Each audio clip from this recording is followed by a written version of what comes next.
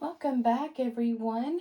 Um, Now we're going to do our tarot part, our divination, so to speak, because I do use other forms sometimes. So, anyway, I haven't put out the other cards yet because of the fact that many times I'll forget to read these up here. So, let's go ahead and read these cards, okay?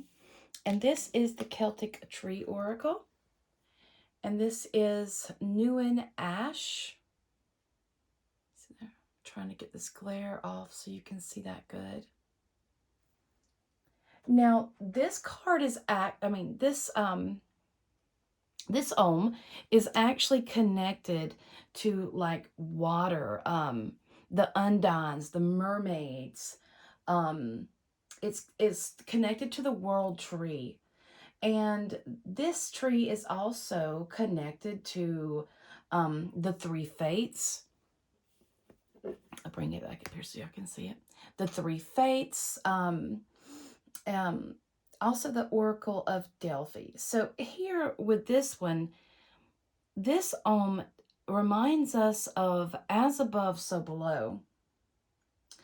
So it is connected to the world tree, Yggdrasil, um, and this tree tells us that it's time to dive deep, um, going into our inner wisdom. So with the Newen Ash is wanting us to go deeper into that place where, when Odin hung from the tree, right, 9 days and nights, then he was rewarded with the runes. And this is telling us that we have to go deeper. Pay attention to the cycles of the moon as well. Pay attention to your dreams. This is connected to water. So really pay attention to your dreams, to your intuition, as well as visions that you may have. This is connecting you to your innermost part of you. As it says, as above, so below. This is also it's connected to the Oracle of Delphi. So again, this is to know thyself. This is also telling us that it's a time to embrace the intuitive side of ourselves. Connect deeper to nature. And it is time to, how we talk about self-care is, having a Sunday or things like that. It's meaning that go deeper. If we're going to do self-care, then we need to concentrate on cleansing. Do we need to balance our chakras? Do we need a hot bath? Do we need to exercise? Do we need, those things, those healthy things that are going to give us, help our health? Instead of escaping, instead of escaping what is going on, and instead of drowning our emotions and whatnot into food or other things, it's telling us that we need to indulge more into our spiritual side, into our deeper healing side. So yeah, this is really going with the energy of coming out of that superficial surface and going deeper and deeper into more of our well-being. It's not just about, wearing the crystals and wearing the clothes and, and using the oils. It's also about what you're eating, what you're putting exposing yourself to. Um, and all of that, your environment, your food, etc., all of that. So this is taking that healing a little bit deeper. Now our divine feminine of the week is Lalita, the red goddess, and this is playfulness is a spiritual power. Laughter leads me back to life. So here we go. This is really connected to this because laughter is one of those things that really it helps get that icky energy out. There's many things about laughter yoga and stuff like that out there, but laughing, it does lighten you. There's a lot of red here, and this is love, and this is the red goddess. Red is about, going after your desires, going after your dreams, connecting us here to the dreams, right? and with the playfulness, spiritual power. This is about understanding that, the cycles that we have. It's about understanding that there are certain things that we go through in our life that we should learn from. Sometimes we take life and things way too seriously, and, saying stop. For the past few years, we've had this huge pandemic of fear that's out there and has kept everybody in such a serious, not as in getting down to business, but more of agitation and that sort of thing. It's like I've said to people on my page, y'all need to laugh.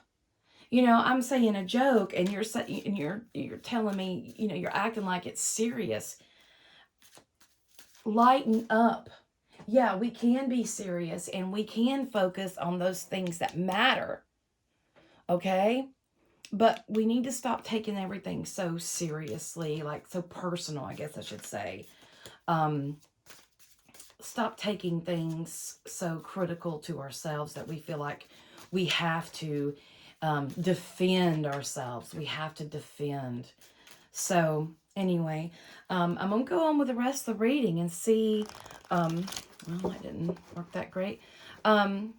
See what else we have to, what messages we're going to receive this week.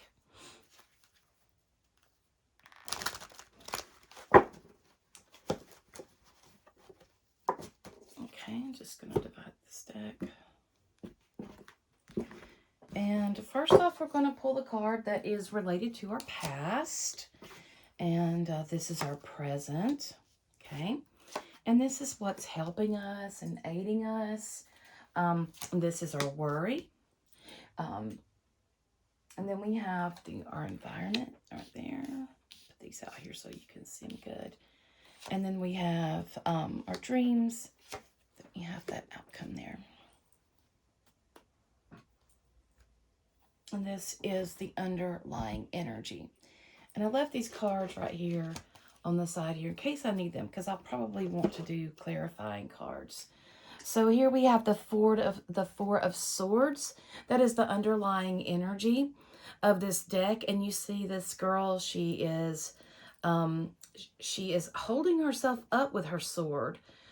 She's holding, it looks like lavender in her hands. And there's 3 swords that are against this wall. So this is basically that, you've been working too hard, it's time to rest kind of thing. And when I say that, I want to break this down as in, this means that you've been doing stuff that has depleted your energy, that has drained you, and it's time to re-energize yourself. So let's see our past. Our past is a 9 of Pentacles. So, 9 is a cycle card. So 9 is saying that we have reached a certain place and, it's a time of harvest. Whereas, the number 10 is about moving on. This is about, in the past we have reached a place of groundedness, of where we wanted to be, of one that we thought was secure, one that we thought was, right for us. So here we have the present, and this is the 10 of Pentacles. Ain't that neat? So this is really good as we're showing this, whereas we have worked and we have reached this place, and now we have achieved the status in our life, and it is time to pass on knowledge to those that are before us. So it's almost, to me, this card is really tied into legacy and what you're leaving behind for those who come after you. And so then we have our help, what's assisting us. The Fool card, very good. The Fool card is a number 0, so it is the very beginning of the Fool's journey. He has brought with him what he needs for his trip. He has his faithful companion with him, and he is looking up. So he is looking for that guidance. He's looking up to divinity, so to speak, and he's taking that leap. He's on top of the mountains here, so it is time he has start a new quest. So this is really helping you, as in, there's a new beginning, and that is really highlighted in our astrology as well, as especially with Jupiter going into Aries. This is a new beginning, a new cycle that's before you, and it's about, you know, having that trust in yourself and having that, you know, listening to your intuition. Many say the Fool card is a Fool card, it's bad, but this is not a bad thing. The Fool card tells you that anything is possible if you believe in yourself. Because then the next card after, you know, when we're looking at the major arcana, and this is a major arcana card, so this is like destined type energy. And this is the next card after this would be the Magician. So this is about, you know, taking up the great the great journey of life, right? And taking those new steps into a new part of your life. Now the Worry card is next, and the Worry card is about the Seven of Swords. So I want you to look at this card very carefully. And when we see this, we'll see that there's two back here, and he has 5 swords with him. The wind's blowing here, the clouds. You see the flags are up here, right?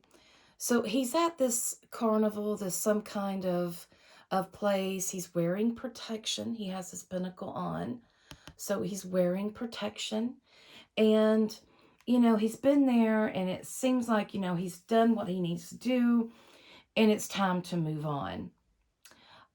Change is coming, and it's time to leave what no longer serves you and to go forward. So for this to be right after this one, this is tapping into a fear of not knowing what the future may hold for you.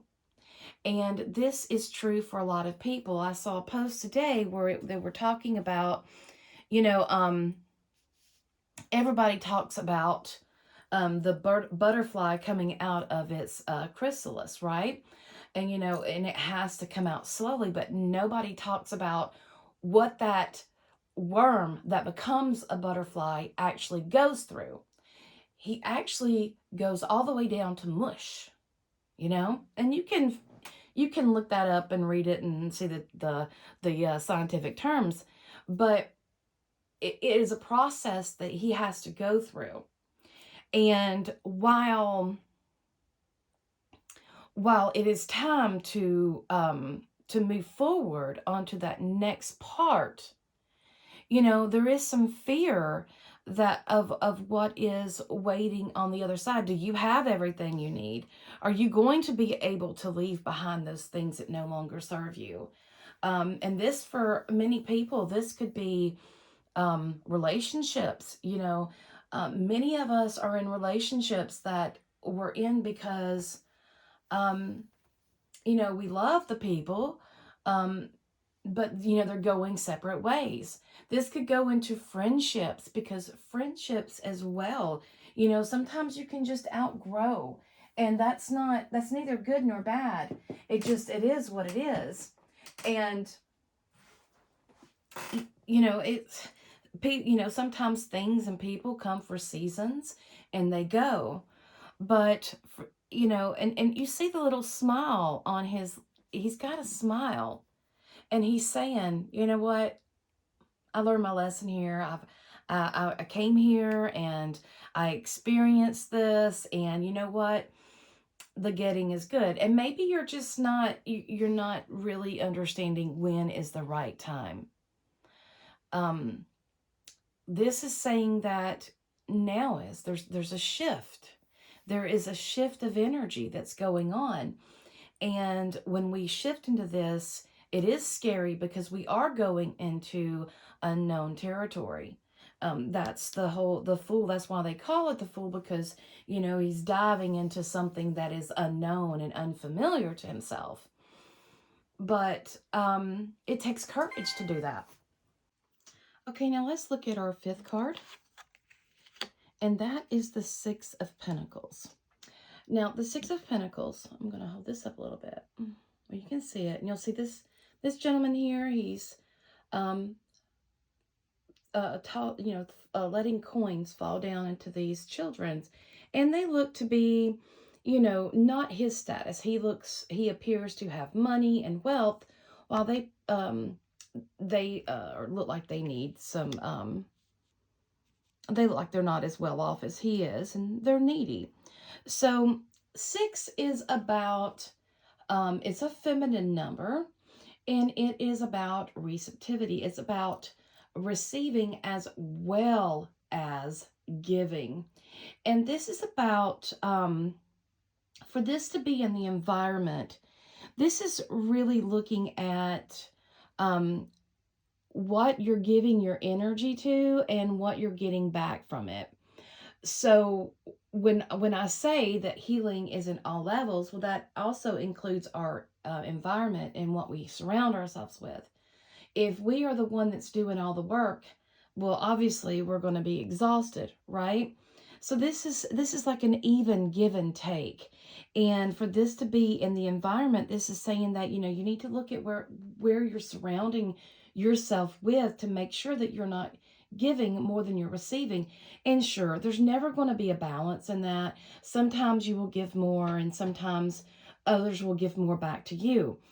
But it needs to be this exchange, right? It needs to be an even give and take, freely give and freely take kind of thing. You need to make sure the energy is being reciprocated, meaning, and this is also like with your goods and your talents that you do. When I do card readings, I charge for card readings, because that is an energy that I'm getting. I'm giving. What am I getting back from that? When you're doing a personal reading, that's very draining for you, because you're really tapping into deeper aspects, right? But for this reading, this is saying, look at your environment. Look at what you're surrounding yourself to. Look at the trade-off there. Are you giving more than you're getting? And this is Pentacles, so this can be money too. What are you investing your money in? Especially with Venus moving into Capricorn, this is about investing our money into things that are going to pay off in the long run, not just frivolously throwing it out the window or burning it. This is saying investing it in something that is stable and is going to be around for the long run. That is what is going to pay off for you. So that is really good for that. So our next one is our dreams, and I should say our advice, so to speak. And this is the King of Swords. Sorry, I was looking at the card myself. The King of Swords, you see his falcon, and you see he's holding his sword straight up. Now, he's not holding it up in an attack, like he's fixing to attack, but he's holding it up, showing that he is armed, and he is ready to defend if need be, but he's not going to go to attack. You see the yellow here around his solar plexus. This is, he knows who he is. He is true to himself. He's true to his word. And, the swords also have a bit of reflection too. And swords are double-sided. So just as the truth can set you free, it can also harm. Many things that, we do find out can hurt our feelings, can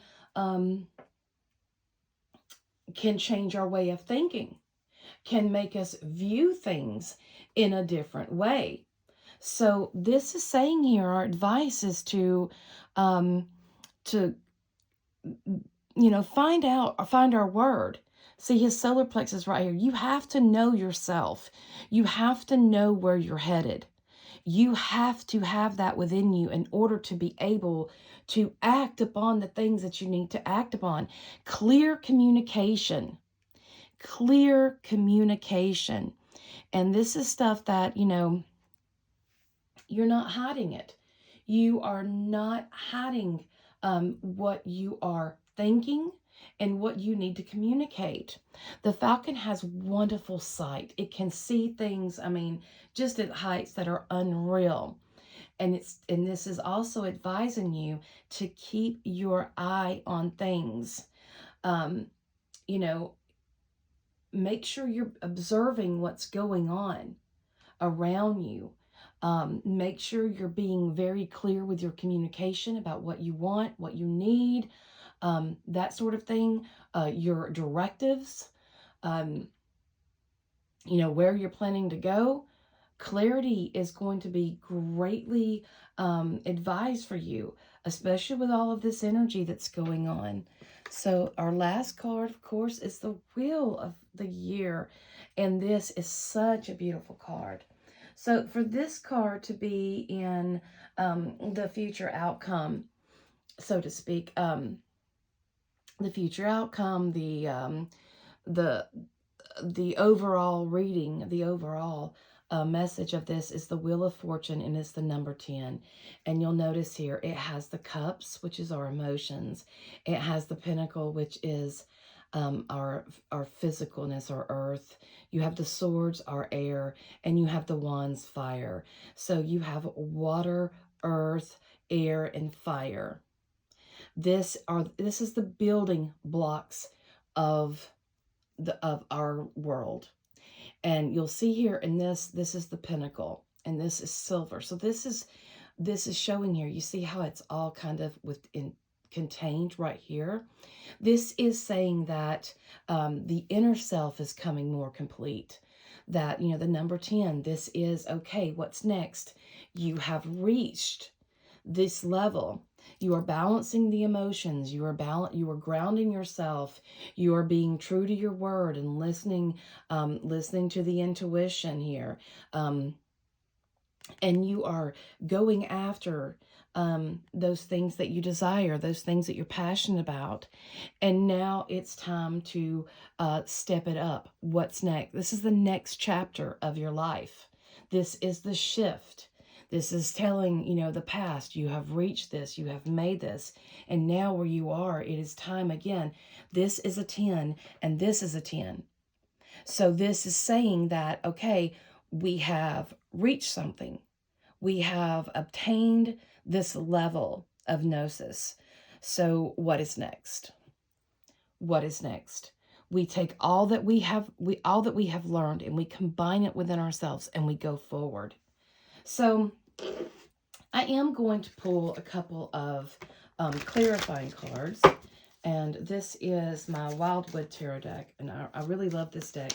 To me, this has some really strong energy, and it is very connected to ancestor energy, I think.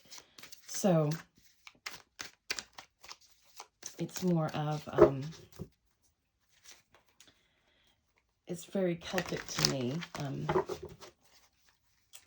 Let's see, I'm going to pull this and let's do this. Okay, we have the journey, the number 13. It is about the journey. It is about the journey and discovering. You see this full moon here. And this full moon is the culmination. It's not where you're going. It's not exactly your destination. It's about the journey. This is the number 13. So, in the original, the rider deck, this would be death. This is transition. So yeah, this is supporting a change. So let's see what else we get. So there's change, there's shifts, there's all kinds of different stuff going on. We are going past the surface. We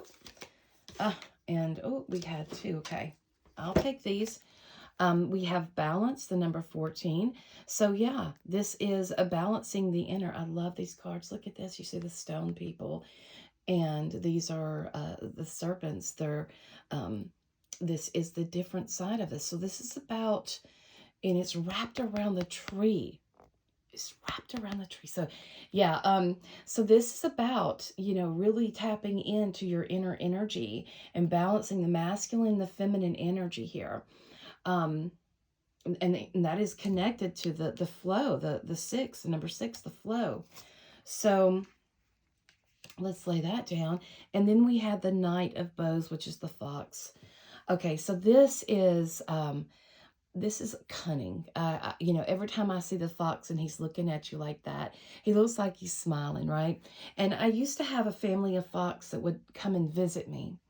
And I love this family because um, when I did, you know, when they came, I actually did. They were eating the food that um, I'd left out for a bunch of strays in our neighborhood we lived in. It was really horrible. But anyway, this family of foxes came. They were very respectful. They didn't bother anything. They didn't harm the cats. They were just wanting to take care of the family. And foxes are very much about the family. So when the Knight of Bows here, this is swords. So we're getting connected to swords again. And you know, the Knight of Swords, he is going out there and he is venturing, he's bringing a message, and he is bringing a message of for this one is about communication, about um, freeing the voice, freeing the voice. Know when to talk, know when to be quiet. The foxes are very good like that. They are very, they observe you. They observe what you do. And they watched me. I remember them watching me in the yard and as I would do things.